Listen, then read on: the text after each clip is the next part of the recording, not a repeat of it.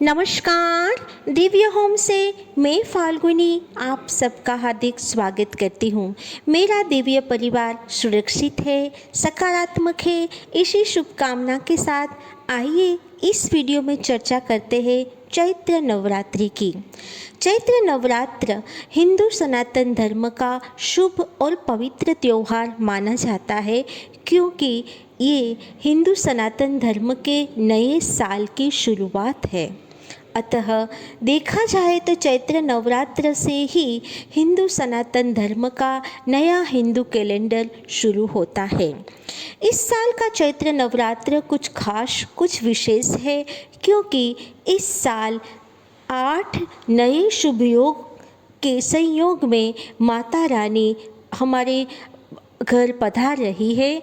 खास करके चैत्र नवरात्रि के पहले दिन सर्वार्थ सिद्धि योग और अमृत योग रहने वाला है। बाकी के 9 दिन तक शिव योग, बुध आदित्य योग, रवि योग आदि विशेष योगों का संयोग इस नवरात्रि में बन रहा है। वैसे आप सबने YouTube में जाना होगा कि ये चैत्र नवरात्रि में माता रानी घोड़े पे सवार होकर आ रही है। ये सूर्य ग्रहण के बाद आ रही है, अतः शुभ नहीं है। लेकिन ऐसा बिल्कुल नहीं है, क्योंकि 9 के 9 दिन शुभ संयोग लेके माता रानी हमारे घर आशीर्वाद देने आ रही है।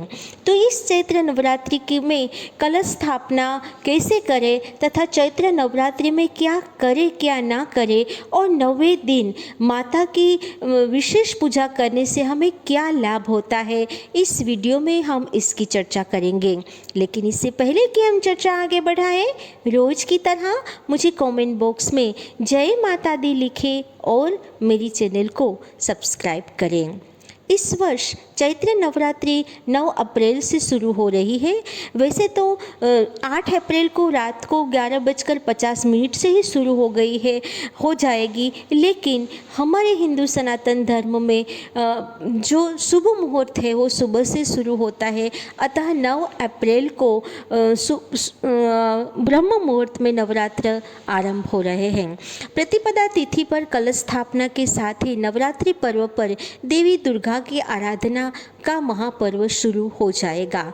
नवरात्रि के पहले दिन यानी चैत्र शुक्ल पक्ष प्रतिपदा के दिन शुभ मुहूर्त को ध्यान में रखते हुए कलश स्थापना करना बड़ा शुभ माना जाता है। लेकिन वैदिक पंचांग की गणना के अनुसार 9 अप्रैल को सुबह 7:32 तक पंचक रहने वाला है, यानी कि कलश स्थापना का शुभ मुहूर्त जो है वो 9:11 के बाद ही, यानी कि सुबह 9:12 से 10:47 के बाद ही रहेगा, जो कलश स्थापना में सबसे शुभ मुहूर्त जा रहा है। अभिजीत मुहूर्त में 11:57 से 12:48 तक जो अभिजीत मुहूर्त है, उसी मुहूर्त में यदि हम कलश स्थापना करते हैं तो वो सर्वश्रेष्ठ है। इसके अलावा इसी दिन इसी समय यानी कि अभिजीत मुहूर्त में वैद्युत योग और अश्विनी नक्षत्र का शुभ संयोग भी हो रहा है। ऐसे में कलश स्थापना, पूजा का संकल्प लेना और मंत्रों का जाप करना अत्यंत शुभ फलदायी है। इस नवरात्रि में हम कलश स्थापना कैसे करें, आइए इसकी विधि बहुत ही सरल भाषा में समझाते हैं। सबसे पहले तो नवरात्र हमारे घर माता रानी नवरात्र में आ रही है, तो माता रानी के स्वागत के लिए हम पूरे घर को साफ सुथरा रखेंगे।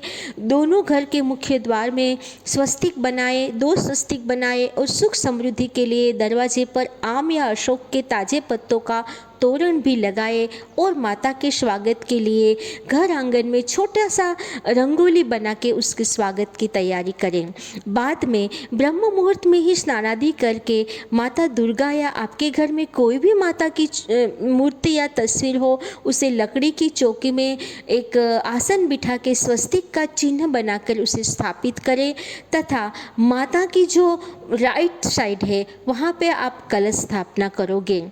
याद रहे दर्शकों, कलश स्थापना हमेशा माता दुर्गा की या माता रानी की जो फोटो या मूर्ति है उसकी राइट साइड में की जाती है। कलश स्थापना के लिए आप कलश स्थापना जब कर रहे हो तब नवाण मंत्र जो है ओम ऐम ह्रीं क्लीं चामुंडाय विचे, इस मंत्र का जाप करते हुए कलश स्थापना करेंगे। कलश स्थापना के लिए आपको चाहिए एक कलश और कलश में शुद्ध गंगाजल, आम या अशोक के पत्ते, सुपारी, अक्षत, पुष्प तथा द्रव्य के हिसाब से लौंग या दूर्वा आप डाल सकते हो। एक हल्दी का छोटा सा टुकड़ा डालें और बाद में कलश के ऊपर कोई भी धान्य का एक बर्तन रखें जिसमें चावल या अक्षत या गेहूं डाल के उसके ऊपर एक जटा वाला नारियल लाल कपड़े में, लाल वस्त्र में मूली से बांधकर रख सकते हैं। कलश स्थापना से पहले कलश के मुख को मूली से बांधे, कलश की चारों ओर स्वस्तिक लगाए, उसे तिलक करें और उसे जब स्थापना करते हैं तब ओम ऐम ह्रीं क्लीं चामुंडाय विचे ये बोल के जहाँ पे आपने चौकी लगाई उस पर थोड़ा सा अक्षत डालें या अक्षत के पात्र के अंदर भी कलश स्थापना कर सकते हैं।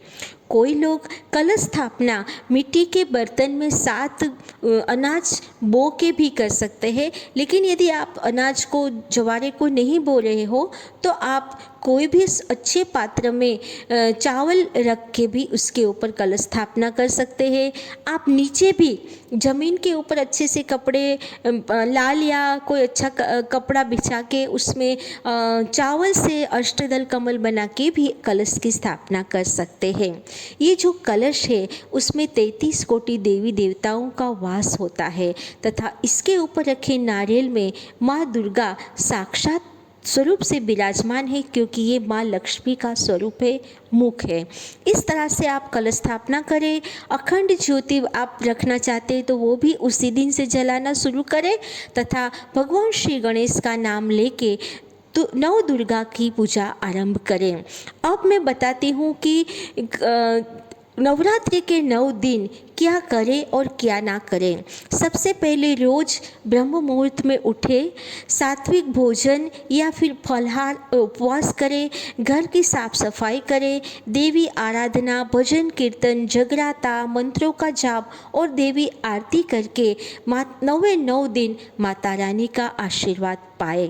क्या ना करें, प्याज, लहसुन, शराब, मांस, मछली आदि का सेवन ना करें, किसी की निंदा ना करें। 9 के 9 दिन कोई भी ज़मीन को आप खरीदेंगे नहीं, ज़मीन में खड्डे नहीं करेंगे, कोई भी अनाज को बोओगे नहीं। एक दिन जो आपने पूजा में बो लिया वो अलग है, लेकिन गमलों में या आसपास की ज़मीन को खुरेद के कोई भी छोटे मोटे प्लांट नहीं लगाओगे, नाखून नहीं काटोगे। लड़ाई झगड़ा, कलह कलेश, काले कपड़े, चमड़े की चीज़ें, दाढ़ी, बाल और नाखून ना काट के आदि चीज़ों से दूर रहेंगे और सात्विक भाव से, आध्यात्मिक भाव से माता रानी की आध्यात्मिक भाव से सेवा करेंगे। अब मैं बताती हूँ आपको, माता नवरात्रि में जो नव दुर्गा की हम पूजा करते हैं तो कौन से दिन कौन से देवी की पूजा करने से क्या लाभ होता है, इस वीडियो में मैं उसकी भी जानकारी दूंगी।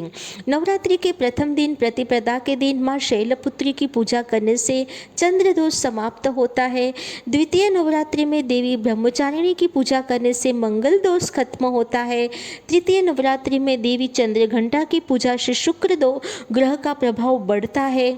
चतुर्थ नवरात्रि में माँ कुष्मांडा की पूजा से कुंडली में सूर्य ग्रह मजबूत होता है। 5वें नवरात्रि में देवी स्कंद माता की पूजा से बुध ग्रह का दोष समाप्त होता है। छठे नवरात्रि में, षष्ठी नवरात्रि में देवी कात्यायनी की पूजा से बृहस्पति ग्रह मजबूत होता है। 7वें दिन माँ देवी कालरात्रि की पूजा से शनि दोष खत्म होता है। अष्टमी के दिन देवी महागौरी की पूजा से राहु का बुरा प्रभाव खत्म होता है तथा नवमी के दिन सिद्धिदात्री की पूजा से केतु का असर समाप्त होता है। इस तरह से 9 दिन 9 दुर्गा की पूजा करिए, दुर्गा सप्तशती का पाठ करिए, दुर्गा चालीसा, लक्ष्मी चालीसा, आपकी जो सहूलियत है उसी हिसाब से पाठ करें। याद रहे, जो पूजा आराधना आपने पहले दिन शुरू की वही 9 दिन रखनी है। ब्रह्म मुहूर्त में उठ के माता रानी की इस दिव्य शक्ति का एहसास करें।